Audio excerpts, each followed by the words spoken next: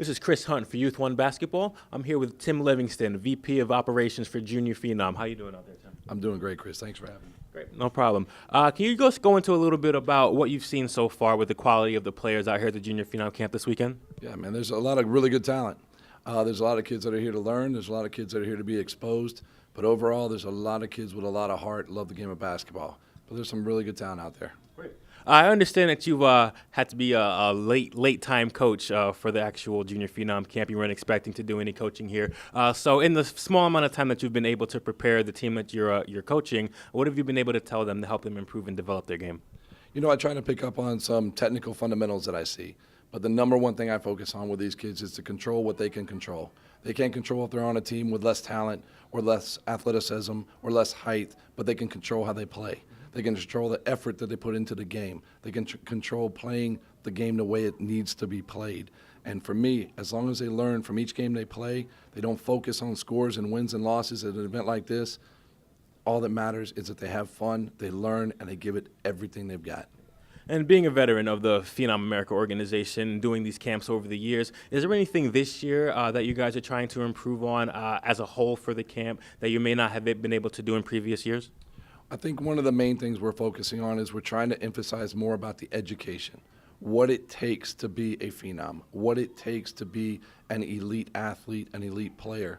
You know, our big thing is we want to teach these kids what it takes to be a professional. It doesn't have to mean a professional athlete. If that's what happens, that's a beautiful thing. But what it takes to be professional at anything they do in life. And if they can do it and learn it through basketball now, then we've done a great service.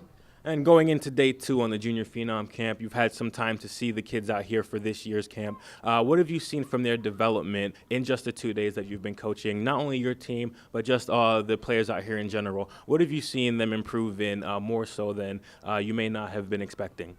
I think kids come here with certain expectations. They come here with a bit of sometimes some complacency because they may be some of the best players in their area. But when they get here, they're exposed to a whole nother level of competition, all different types of players from all over the country. And I think that what we are emphasizing about fundamentals, basic truths about being on time, being early, taking accountability, the willingness to sacrifice, just like this morning, the willing to sacrifice sleeping in to be at a somewhat optional workout at 7:45 in the morning after 14 hours of basketball the day before. I think that teaching them those things, each day they're developing more and more of an understanding of what they must do if they really want to improve. And clearly you've had some success with this camp over the years. This year you have players from Alaska, Hawaii, even parts of Canada. Have you been a little bit surprised this year of the amount of territory you've been able to cover for these camps? You know, not really, because last year's camp we had several players from Hawaii and also some players from Alaska. I think that what you're going to see more and more is even a greater expansion. You know, I think there's going to be the opportunity in the near future, and I won't speak to it in too much detail, but to take this internationally and have players from all over the world that are starting to be associated with Phenom.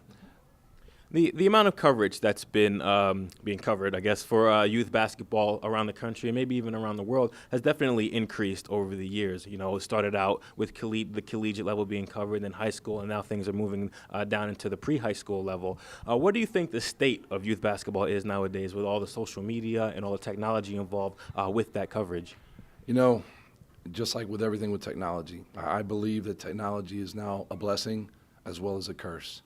And I believe that with all the social media, all the hype, all the popularity, the fact that it's moved down from a higher level to a lower level of competition, I think that kids and their parents are getting caught up a lot more in the hype, in the ego, in the fame, instead of what it takes to become an elite athlete. They see the fame of elite players today, and they want their fame, but they don't understand what it takes to be an elite athlete at the level that they're at. Can you go into some specifics on what you personally think constitutes an elite athlete at this level, the 6th, 7th, and 8th grade level? What's the most important thing that they have to actually develop at this age before they get to that competitive level in high school and even in college? Well, I think the first thing they have to understand is they have to learn what it means to be an elite athlete. Being an elite athlete is really about, in my opinion, it's a state of mind. You become an elite athlete. That means that if I ask you if you want something, and you ask these kids if they want something, they're going to say, yes, I want it. But if you follow that question with, well, what are you willing to sacrifice for it? Then you know whether or not someone wants something or if they're just wishing for something. So what I will tell you is that to become an elite